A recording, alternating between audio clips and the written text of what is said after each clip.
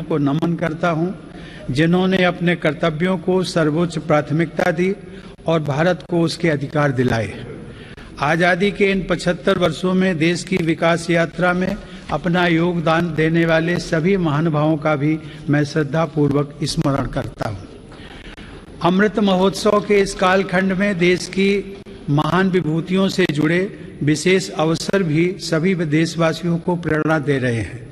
गुरु तेग बहादुर जी का 400वां प्रकाश वर्ष पर्व, श्री अरविंदो की 150वीं जन्म जयंती, वी.ओ. चिदम्बरम पिल्लई का 150वां जन्म वर्ष और नेताजी सुभाष चंद्र बोस की 125वीं जन्म जयंती जैसे पुण्य अवसरों को मेरी सरकार पूरी भव्यता के साथ मना रही है। सरकार ने इस वर्ष से गणतंत्र दिवस समारोह को नेताजी की जयंती पर 23 जनवरी से ही मनाने की शुरुआत की है। मेरी सरकार मानती है कि अतीत को याद रखना तथा उससे सीख लेना देश के सुरक्षित भविष्य के लिए बहुत ही जरूरी है। साहिबजादों के बलिदान की स्मृति में 26 दिसंबर को वीर बाल दिवस की घोषणा एवं 14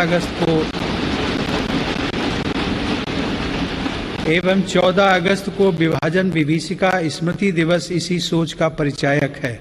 सरकार ने भगवान बिरसा मुंडा को श्रद्धांजलि स्वरूप उनके जन्म दिवस 15 नवंबर को जनजातीय गौरव दिवस के रूप में मनाने का भी निर्णय लिया। माननीय सदस्यगण, आजादी का अमृत महोत्सव हम सभी भारतीयों के लिए अगले 25 वर्षों के संकल्पों को आकार देने का पवित्र अवसर है। मेरी सरकार सबका साथ, सबका विकास, सबका विश्वास और सबका प्रयास के मंत्र पर चलते हुए अगले 25 वर्षों के लिए मजबूत बुनियाद पर तेजी से काम कर रही है। इस बुनियाद का सबसे महत्वपूर्ण संकल्प एक सर्वसमावेशी, सर्वहितकारी, सशक्त भारत का निर्माण और देश की आत्मनिर्भरता है। कोरोना के इस कठिन समय की चुनौतियों ने देशवासियों को अपने लक्ष्यों को जल्द से जल्द प्राप्त करने के लिए प्रेरित किया है। माननीय सदस्यगण, कोरोना महामारी ने पूरी दुनिया को प्रभावित किया है और भारत में भी हमारे बहुत से अपनों को हमसे छीना है। इन परिस्थितियों में केंद्र से लेकर राज्यों तक हमारी सभी सरकारों, स्थानीय शासन और प्रशासन, हमारे डॉक्टर्स, नर्सेज और हेल्थ वर्कर्स, हमारे वैज्ञानिकों और उद्यमियों सभी ने एक टीम के रूप में काम किया है। सरकार और नागरिकों के बीच यह परस्पर विश्वास, समन्वय और सहयोग लोकतंत्र की ताकत का अभूतपूर्व उदाहरण है। इसके लिए मैं देश के प्रत्येक हेल्थ और फ्रंट लाइन वर्कर का, हर देशवासी का अभिनंदन करता हूं। कोविड-19 के खिलाफ इस लड़ाई में भारत के सामर्थ्य का प्रमाण कोविड वैक्सीनेशन प्रोग्राम में नजर आया है। हमने 1 साल से भी कम समय में 150 करोड़ से भी ज्यादा वैक्सीन डोज लगाने का रिकॉर्ड पार किया है। आज हम पूरी दुनिया में सबसे ज्यादा वैक्सीन डोज देने वाले अग्रणी देशों में से एक हैं। इस अभियान की सफलता ने देश को एक ऐसा रक्षा कवच दिया है जिससे हमारे नागरिकों की सुरक्षा भी बढ़ी है और उनका मनोबल भी बढ़ा है। आज देश में 90% से अधिक वयस्क नागरिकों को टीके की 1 डोज मिल चुकी है, जबकि 70% से अधिक लोग दोनों डोज ले चुके हैं। हर घर दस्तक अभियान के माध्यम से सरकार बाकी लोगों तक भी पहुंच रही है। इसी माह वैक्सीनेशन प्रोग्राम में 15 से 18 वर्ष तक के किशोर किशोरियों को भी शामिल किया गया है। साथ ही फ्रंट लाइन वर्कर्स और बीमारियों से ग्रस्त वरिष्ठ नागरिकों के लिए प्रिकॉशनरी डोज की भी शुरुआत की गई है। अब तक देश में कुल 8 वैक्सीन्स को इमरजेंसी उपयोग की मंजूरी भी मिली है। भारत में बन रही ये वैक्सीन्स पूरी दुनिया को महामारी से मुक्त कराने और करोड़ों लोगों का जीवन बचाने में अहम भूमिका निभा रही है। माननीय सदस्यगण, कोरोना महामारी से निपटने के लिए हमारे देश के प्रयास केवल तात्कालिक चुनौतियों तक सीमित नहीं हैं। इसीलिए मेरी सरकार ऐसे दूरदर्शी समाधान तैयार कर रही है जो भविष्य के लिए भी प्रभावी और उपयोगी रहें। सरकार द्वारा 64,000 करोड़ रुपए की लागत से शुरू किया गया प्रधानमंत्री Ayushman Bharat health infrastructure mission इसका एक सराहनीय उदाहरण है। इससे न केवल वर्तमान की स्वास्थ्य संबंधी जरूरतों को पूरा करने में मदद मिलेगी, बल्कि आने वाले संकटों के लिए भी देश को तैयार किया जा सकेगा। मेरी सरकार की संवेदनशील नीतियों के कारण देश में अब स्वास्थ्य सेवाएं जन साधारण तक आसानी से पहुंच रही हैं। 80,000 से अधिक हेल्थ एंड वेलनेस सेंटर्स और करोड़ों की संख्या में जारी आयुष्मान भारत कार्ड से गरीबों को इलाज में बहुत मदद मिली है। सरकार ने 8,000 से अधिक जन औषधि केंद्रों के माध्यम से कम कीमत पर दवाइयां उपलब्ध कराकर इलाज पर होने वाले खर्च को कम किया है। सुलभ और सुगम स्वास्थ्य सेवाओं के लिए उठाया गया आयुष्मान भारत डिजिटल मिशन भी एक बड़ा कदम है। माननीय सदस्यगण, कोरोना काल में भारतीय फार्मा सेक्टर ने भी अपनी श्रेष्ठता को साबित किया है। वर्तमान समय में भारतीय फार्मा कंपनियों के उत्पाद 180 से ज्यादा देशों में पहुंच रहे हैं। लेकिन इस क्षेत्र में भारत के लिए संभावनाएं कहीं अधिक व्यापक हैं। फार्मा इंडस्ट्री के लिए मेरी सरकार द्वारा घोषित PLI स्कीम से इन संभावनाओं को विस्तार मिलेगा और रिसर्च को भी गति मिलेगी। सरकार द्वारा किए गए प्रयासों के परिणाम स्वरूप योग, आयुर्वेद एवं पारंपरिक चिकित्सा पद्धतियों की लोकप्रियता लगातार बढ़ रही है। वर्ष 2014 में देश से 6,600 करोड़ रुपए के आयुष उत्पादों का निर्यात होता था, जो आज बढ़कर 11,000 करोड़ रुपए से अधिक हो गया है। दुनिया के सबसे पहले WHO global centre of traditional medicine की स्थापना भी भारत में होने जा रही है। माननीय सदस्यगण, हमारे संविधान के मुख्य शिल्पी बाबा साहब डॉक्टर भीमराव अंबेडकर ने कहा था कि मेरा आदर्श एक ऐसा समाज होगा जो स्वाधीनता, समानता और भाईचारे पर आधारित हो। प्रजातंत्र सरकार का एक स्वरूप मात्र नहीं है। प्रजातंत्र का मूल है अपने साथियों के प्रति आदर और सम्मान की भावना। बाबा साहब के इन आदर्शों को मेरी सरकार अपने लिए ध्येय वाक्य मानती है। मेरी सरकार की आस्था अंत्योदय के मूल मंत्र में है, जिसमें सामाजिक न्याय भी हो, समानता भी हो, सम्मान भी हो और समान अवसर भी हो। इसीलिए आज सरकार की नीतियों में गांव, गरीब, पिछड़े, अनुसूचित जाति एवं जनजातियों को सर्वोच्च प्राथमिकता दी जा रही है। हाल के वर्षों में पद्म पुरस्कारों के चयन में भारत की यह भावना भली भांति झलकती है। विविधता से भरे भारत में देश के कोने कोने में समर्पित जीवन जीने वाले लोग राष्ट्र सेवा में जुटे हुए हैं। उनमें भारत की शक्ति के दर्शन होते हैं। माननीय सदस्यगण, कोरोना के इस महासंकट में हमने बड़े बड़े देशों में खाद्यान्न की कमी और भूख की परेशानी देखी है, लेकिन मेरी संवेदनशील सरकार ने इस बात का पूरा प्रयास किया कि 100 साल के इस सबसे बड़े संकट में कोई गरीब भूखा ना रहे। प्रधानमंत्री गरीब कल्याण अन्न योजना के अंतर्गत मेरी सरकार सभी गरीबों को हर महीने मुफ्त राशन दे रही है। 80 करोड़ लाभार्थियों को 19 महीनों से खाद्यान्न वितरित करने हेतु 2,60,000 करोड़ रुपए के खर्च के साथ भारत में आज दुनिया का सबसे बड़ा फूड डिस्ट्रीब्यूशन प्रोग्राम चलाया जा रहा है। वर्तमान परिस्थितियों को देखते हुए पूरी संवेदनशीलता के साथ मेरी सरकार ने इस योजना को मार्च 2022 तक बढ़ा दिया है। कोरोना काल में गरीब के स्वाभिमान और उसके रोजगार की रक्षा करने के लिए सरकार प्रधानमंत्री स्वनिधि योजना भी चला रही है। यह योजना हमारे रेहड़ी पटरी वाले भाइयों बहनों के लिए बहुत सहायक सिद्ध हो रही है। इस योजना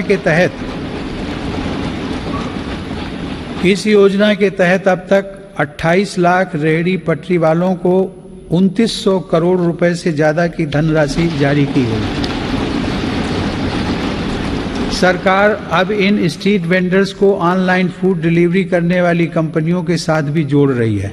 श्रमिकों के हितों की रक्षा के लिए सरकार ने ई श्रम पोर्टल भी शुरू किया है, जिससे अब तक 23 करोड़ से अधिक श्रमिक जुड़ चुके हैं। जनधन आधार मोबाइल अर्थात जैम ट्रिनिटी को मेरी सरकार ने जिस तरह नागरिक सशक्तिकरण से जोड़ा है, उसका प्रभाव भी हम लगातार देख रहे हैं। 44 करोड़ से अधिक गरीब देशवासियों के बैंकिंग सिस्टम से जुड़ने के कारण महामारी के दौरान करोड़ों लाभार्थियों को सीधे कैश ट्रांसफर का लाभ मिला है। डिजिटल इंडिया और डिजिटल इकोनॉमी के बढ़ते प्रसार के संदर्भ में देश के यूपीआई प्लेटफॉर्म की सफलता के लिए भी मैं सरकार के विजन की प्रशंसा करूंगा। दिसंबर 2021 में देश में 8 लाख करोड़ रुपए से ज्यादा का लेन देन यूपीआई के माध्यम से हुआ है। यह इस बात का उदाहरण है कि हमारे देश में जन सामान्य द्वारा बदलाव और तकनीक को बहुत तेजी से अपनाया जा रहा है। माननीय सदस्यगण, मेरी सरकार मूलभूत सुविधाओं को गरीब के सशक्तिकरण और गरीब की गरिमा बढ़ाने का माध्यम मानती है। पिछले वर्षों के अनवरत प्रयासों से प्रधानमंत्री आवास योजना में अब तक 2 करोड़ से अधिक पक्के घर गरीबों को मिल चुके हैं। प्रधानमंत्री आवास योजना ग्रामीण के तहत गत 3 वर्षों में करीब 1.5 लाख करोड़ रुपए की लागत से 1 करोड़ 17 लाख घर स्वीकृत किए गए हैं। हर घर जल पहुंचाने के उद्देश्य से शुरू किए गए जल जीवन मिशन ने लोगों के जीवन में बड़ा बदलाव लाना शुरू कर दिया है। महामारी की बाधाओं के बावजूद करीब 6 करोड़ ग्रामीण घरों को पेयजल के कनेक्शन से जोड़ा गया है। इसका बहुत बड़ा लाभ हमारे गांव की महिलाओं, बहनों, बेटियों को हुआ है। ग्रामीण क्षेत्रों में लोगों को उनकी संपत्ति के दस्तावेज देने के लिए शुरू की गई स्वामित्व योजना भी एक असाधारण प्रयास है। इस योजना के तहत अब तक 27,000 गांवों में 40 लाख से अधिक प्रॉपर्टी कार्ड दिए जा चुके हैं। ये प्रॉपर्टी कार्ड न केवल विवादों को रोकने में सहायक हैं, बल्कि गांव के लोगों को बैंकों से मदद मिलना भी आसान हो रहा है। माननीय सदस्यगण, मेरी सरकार ग्रामीण अर्थव्यवस्था और देश के किसानों को सशक्त बनाने के लिए निरंतर काम कर रही है।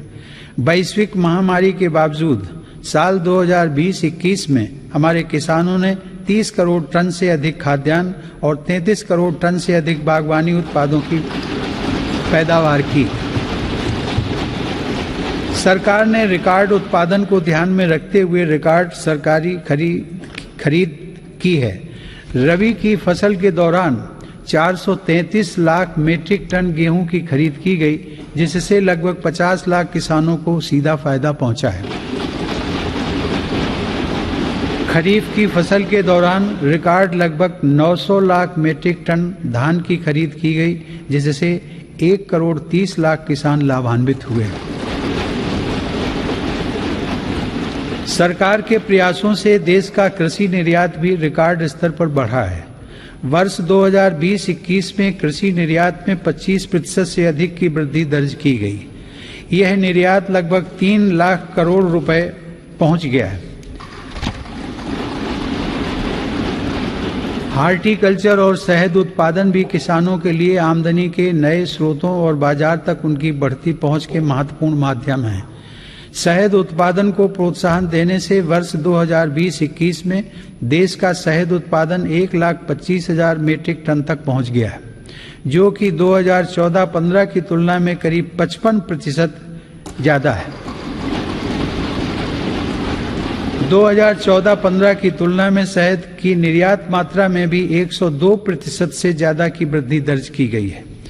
किसानों को उनकी फसल के अधिक दाम मिले, इसके लिए उनके उत्पादों का सही बाजार तक पहुंचना जरूरी होता है। इस दिशा में सरकार ने किसान रेल सेवा शुरू करते हुए किसानों के लिए खुशहाली के नए रास्ते खोलने का काम किया है। कोरोना काल में भारतीय रेल ने सब्जियों, फलों तथा दूध जैसी जल्दी खराब होने वाली खाद्य सामग्री के परिवहन के लिए 150 से अधिक मार्गों पर 1900 से ज़्यादा किसान रेल चलाई और करीब 6 लाख मीट्रिक टन कृषि उत्पादों की ढुलाई की। यह इस बात का उदाहरण है कि अगर सोच नई हो तो पुराने संसाधनों से भी नए रास्ते बनाए जा सकते हैं। माननीय सदस्यगण, कृषि क्षेत्र में देश की सतत सफलता और बढ़ते सामर्थ्य का सबसे बड़ा श्रेय मैं देश के छोटे किसानों को देना चाहता हूँ। देश के 80% किसान छोटे किसान ही हैं, जिनके हितों को मेरी सरकार ने हमेशा केंद्र में रखा है। प्रधानमंत्री किसान सम्मान निधि के माध्यम से 11 करोड़ से अधिक किसान परिवारों को 1,80,000 करोड़ रुपए दिए गए हैं। इस निवेश से कृषि क्षेत्र में आज बड़े बदलाव दिखाई दे रहे हैं।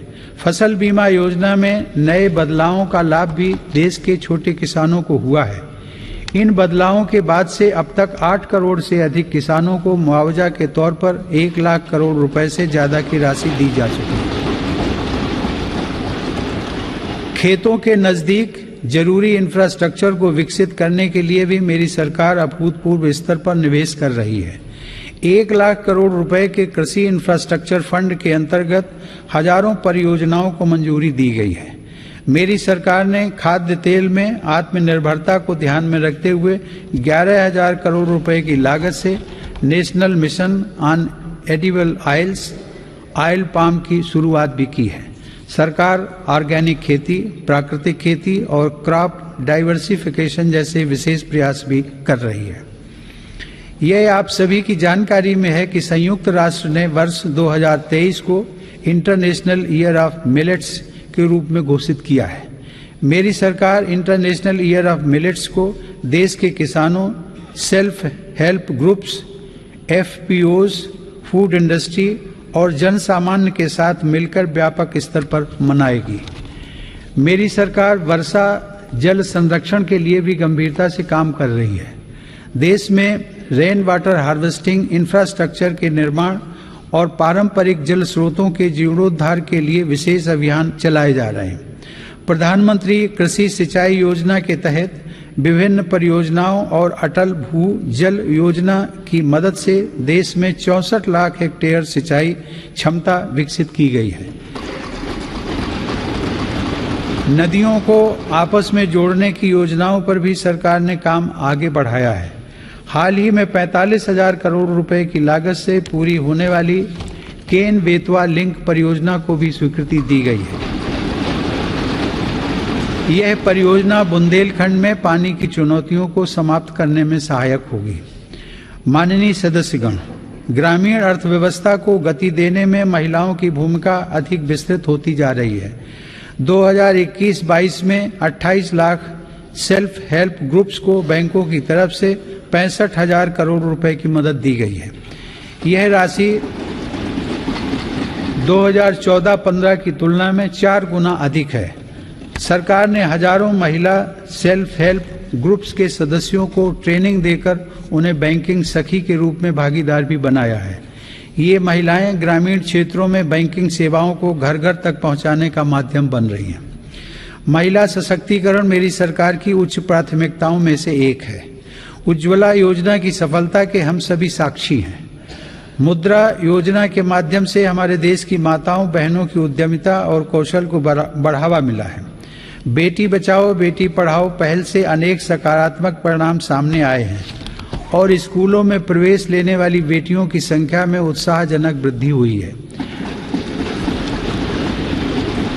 बेटे बेटी को समानता का दर्जा देते हुए मेरी सरकार ने महिलाओं के विवाह के लिए न्यूनतम आय को 18 वर्ष से बढ़ाकर पुरुषों के समान 21 वर्ष करने का विधेयक भी संसद में प्रस्तुत किया है। सरकार ने 3 तलाक को कानूनन अपराध घोषित कर समाज को इस कुप्रथा से मुक्त करने की शुरुआत की है। मुस्लिम महिलाओं पर केवल मेहरम के साथ ही हज यात्रा करने जैसे प्रतिबंधों को भी हटाया गया है।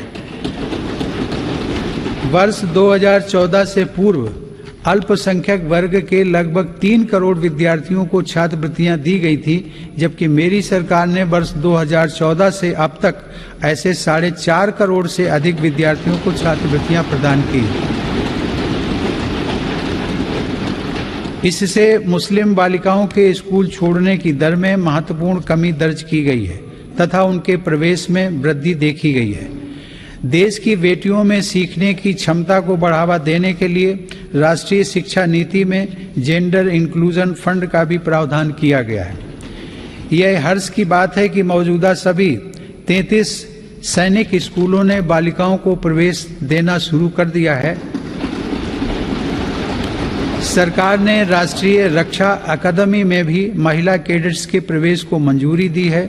महिला कैडेट्स का पहला बैच एनडीए में जून 2022 में प्रवेश करेगा। मेरी सरकार के नीतिगत निर्णय और प्रोत्साहन से विभिन्न पुलिस बलों में महिला पुलिसकर्मियों की संख्या में 2014 के मुकाबले दोगुनी से ज्यादा बढ़ोतरी हो चुकी है। माननीय सदस्यगण, महान संत तिरुवल्लुवर ने कहा था, कक्कर्क कसड्डर कर्प वही कट्रपिन निकर्क अद्धकर्क तगा। अर्थात एक व्यक्ति जो कुछ भी सीखता है वह उसके आचरण में दिखाई देता है। आत्मनिर्भर भारत के संकल्प व सामर्थ्य को आकार देने के लिए मेरी सरकार देश में नई राष्ट्रीय शिक्षा नीति लागू कर रही है। राष्ट्रीय शिक्षा नीति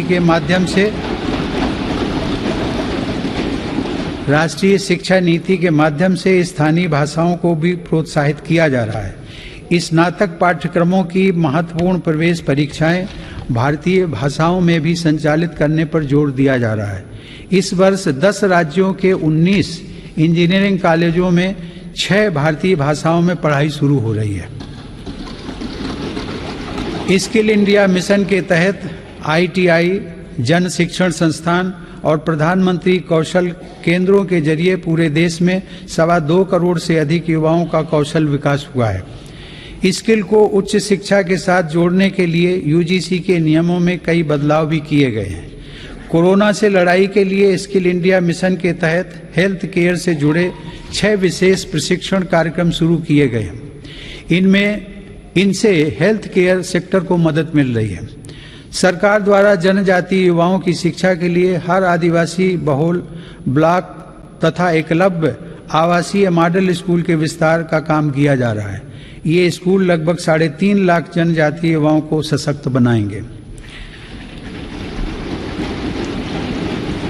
माननीय सदस्यगण, टोक्यो ओलंपिक के दौरान हम सभी ने भारत की युवा शक्ति की क्षमताओं को देखा है। इस अंतर्राष्ट्रीय प्रतिस्पर्धा में अब तक का बेहतरीन प्रदर्शन करते हुए भारत ने 7 मेडल जीते। टोक्यो पैरा ओलंपिक में